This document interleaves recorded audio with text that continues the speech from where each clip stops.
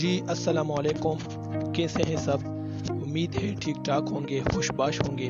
آج کے اس ویڈیو میں ہم ولی دکنی کی ایک غزل کی تشریح آپ کے سامنے پیش کریں گے۔ غزل کا مطلب ہے کہ تجھ لب کی صفت لال بدخشاں سو کہوں گا، جادو ہے تیرے نین غزالہ سو کہوں گا۔ لال بدخشاں یعنی بدخشاں کے لال، غزالہ یعنی ہرن، نین آنکھیں، لب، ہونٹ۔ تشریح کرتے ہیں۔ شعر زیر بحث میں شاعر نے اپنے محبوب کی تعریف کرتے ہوئے اس کے ہونٹوں کو بدخشاں کے لال سے تشبیہ دی ہے۔ اس کے دو پہلو ممکن ہیں۔ اول، محبوب کے ہونٹ لال بدخشاں کی مانند سرخ ہے۔ دوم، محبوب کے ہونٹ لال بدخشاں ہی کی مانند قیمتی ہے۔ لال بدخشاں سے مراد او ہیرا ہے جو کہ بدخشاں میں پیدا ہوتا ہے۔ شہر بدخشاں آج کی تاریخ میں ایران میں ہے۔ بدخشاں ہیروں میں سب سے قیمتی ہیرا ہوتا ہے جس کا رنگ سرخ ہوتا ہے اور اسی کی سرخی ہی اس کی خوبی قرار دی جاتی ہے۔ یہی سبب ہے کہ شاعر نے محبوب کے ہونٹوں کو لال بدخشاں کے مماثل قرار دیا ہے۔ اس پس منظر کو مد نظر رکھتے ہوئے ہی شاعر نے اپنے محبوب کے ہونٹوں کی سرخی کی خوبی کو لال بدخشاں کہا ہے۔ دوسرے مصرع میں لفظ غزالہ کلیدی لفظ ہے، اہم لفظ ہے جس کے معنی ہرن کا بچہ ہوتا ہے، لیکن جب غزال چشم کہا جاتا ہے تو اس سے مراد بڑی بڑی آنکھیں ہوتی ہے۔ شاعر محبوب کی آنکھوں کی تعریف کرتے ہوئے کہہ رہا ہے کہ میرے محبوب کی بڑی بڑی آنکھوں میں غزالہ جیسا جادو ہے، یعنی اس کی بڑی بڑی آنکھوں میں ایک سحر ہے، ایک جادو ہے۔ اس شعر کا بنیادی مضمون یہ ہے کہ شاعر اپنے محبوب کے حسن کی تعریف بیان کر رہا ہے اور اس کے ہونٹ کی سرخی اور بڑی بڑی آنکھوں کی کشش کی تعریف کر رہا ہے۔ اگلا شعر ہے کہ دی بادشاہی حق نے تجھے حسن نگر کی، یوں کشور ایران میں سلیمان سو کہوں گا۔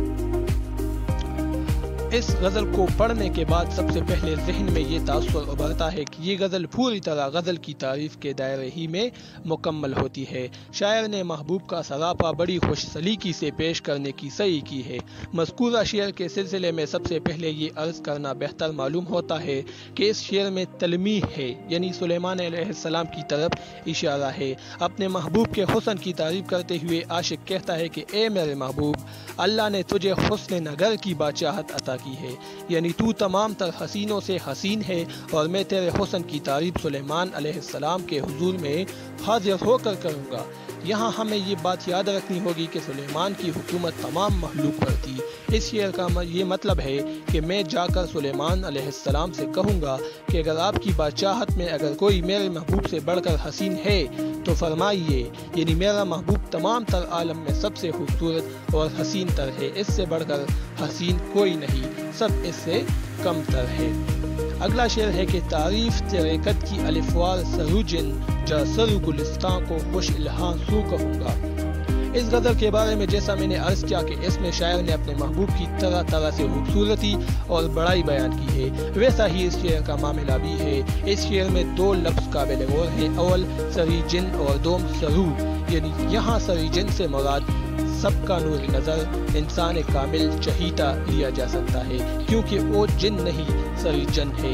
اردو غزل میں یہ روایت عام ہے کہ شاعر اپنے محبوب کے قد کی تعریف کرتا ہے تو اس کو سرو قد کہتا ہے، لیکن شعر زیر بحث میں شاعر نے محبوب کے قد کو الف کی مانند کہا ہے۔ چونکہ الف کا قد بھی بالکل سیدھا ہوتا ہے، اسی لیے اس کو الف کے مماثل کہا ہے، اور پھر اس پر یہ دعویٰ بھی ہے کہ گلستان میں جا کر اپنے محبوب کے قد کی بڑائی سرو سے کروں گا، سرو درخت سے کروں گا۔ اس سے یہ خیال غالب آتا ہے کہ سرو کا قد لاکھ سیدھا اور خوب ہو، لیکن میرے محبوب کے قد کے سامنے ہیچ ہے، یعنی کچھ بھی نہیں ہے۔ اگلا شعر ہے کہ مجھ پر نہ کرو ظلم تم اے لیلہ خوباں، مجنوں ہوں تیرے غم کو بیاباں سو کہوں گا۔ محبوب کے جور ستم اور ظلم سے خود کو بچانے کے لیے شاعر نے نہایت حسین پیرایا استعمال کیا ہے۔ عشق میں طرح طرح کی جو بے اعتنائی محبوب کی طرف سے عاشق کے لیے روا رکھی جاتی ہے، اس سے بچنے کے لیے عاشق التجا کر رہا ہے کہ اے میرے پیارے محبوب، تم مجھ پر ظلم نہ کرو، کیونکہ میں مجنون یعنی تمہارا سچا عاشق ہوں، اور اگر تم मुझ पर जुल्म करोगे तो मैं ये राज तमाम बयाबान पर ज़ाहिर कर दूंगा। यहाँ बयाबान से कहने का मतलब सिर्फ इतना है कि ये राज राज नहीं रहेगा बल्कि सब पर ज़ाहिर हो जाएगा। शेर में तलमीह और इस्तिआरा है और पहले मिसर में चूँकि शायर ने महबूब के लिए लैला का लफ्ज़ इस्तेमाल किया है, इसीलिए दूसरे मिसर में लैला की मुनासिबत से आशिक के लिए मजनू का लफ्ज़ इस्तेमाल करना लाजिम हो गया है। अगला शेर है कि देखा हूँ तुझे ख्वाब में ए माया खूबी, इस ख्वाब को जा यूसुफ के आंसू कहूँगा। तशरीह करते हैं कि इस शेर में महबूब के हुस्न की तारीफ़ जिस खूबी से की गई है वो लायक तहसीन है। शायर कह रहा है कि ए खूबियों वाले, मैंने तुझे ख्वाब में देखा है। ख्वाब में महबूब का दीदार होना एक खुश आइन बात है और ये अपने आप में बहुत सी खूबियों का हामिल होता है। आशिक ये कहना चाह रहा है कि मेरा महबूब इस कदर हसीन व जमील है कि मैं इसकी सिफ़ात और हुस्न व जमाल की तारीफ़ यूसुफ अलैहिस्सलाम से जाकर कहूँगा। यानी आशिक ने अपने ख्वाब में महबूब को जिस कदर हसीन देखा है उसके हुस्न की जलवा सामानी को वो यूसुफ अलैहिस्सलाम से जाकर बयान करेगा। यूसुफ अलैहिस्सलाम के बारे में ये कहा जाता है कि इस सरोए ज़मीन पर आज तक इनसे खूबसूरत कोई दूसरा पैदा नहीं हुआ, लेकिन इस शेर में यूसुफ अलैहिस्सलाम से जाकर कहने से ये मुराद है कि आशिक के लिए इसका महबूब दुनिया का सबसे हसीन फ़र्द है और एक तरह से वो इनकी खूबसूरती के सामने एक और खूबसूरती की मिसाल पेश करना चाह रहा है। यहाँ ये बात भी मलहूज़ रहे कि आशिक के लिए उसका महबूब ही दुनिया का सबसे हसीन तरीन फ़र्द होता है। इस शेर में सिनती तलमीह है, यानी यूसुफ अलैहिस्सलाम की तरफ इशारा है। अगला शेर है कि जलता हूँ शब व रोज़ तेरे गम में ए साजन, ये सोज़ तेरा मशअल सूज़ां सू कहूँगा। तशरीह करते हैं कि आशिक कहता है कि ए मेरे महबूब, मैं रात दिन तुम्हारे गम में जलता रहता हूँ। ये मेरा जलना ठीक वैसा ही है जैसे कि कोई आग से जल जाए, यानी जिस तरह आग से जले हुए हिस्से में सोजिश और जलन होती है और ऐसा महसूस होता है कि कोई इसमें बार बार और जगह जगह सुई चबो रहा है, जिसके बायस शख्स की हालत बेचैन और इस्तिराब की सी रहती है। मेरा हाल बिल्कुल वैसा ही है। आशिक का महबूब के दीदार या उसकी नज़र इनायत हासिल करने के लिए गम में बेचैन होना, तड़पना, मुस्तरब होना और इस बेचैनी के आलम में बार बार उसके दर पे जाना एक हकीकी कैफियत का इजहार मालूम होता है। इस मजमून को मीर तकी मीर ने इस तरह बांधा है कि बार बार उसके दर पे जाता हूँ, हालत अब इस्तिराब की सी है। हकीकत हाल भी यही है कि जब किसी की निगाह में कोई बस जाता है तो इसका दिल उसके दीदार के लिए बेकरार रहता है और इस गम में उसके सुबह और शाम होते हैं। इसी कैफियत का वली ने बड़ी खूबसूरती के साथ इजहार किया है। इस शेर में भी सिनती तजाद है। सिनत तजाद क्या है, सिनत तलमीह क्या है, इस पर मैंने अलहदा से वीडियो बनाई है, आप इसको देख सकते हैं। अगला शेर है कि यक नुक्ता तेरे सफ़हे रुह पर नहीं बेजा, इस मुख को तेरा सफ़हे कुरान सू कहूँगा। तशरीह करते हैं इस शेर की खूबी ये है कि इसमें महबूब के चेहरे की खूबसूरती को शायर ने सफ़हे कुरान से तशबीह देकर जिस तरह उसके चेहरे को बेदाग और बेऐब साबित करने की कोशिश की है, उसका लुत्फ़ अहले नज़र ही जानते हैं।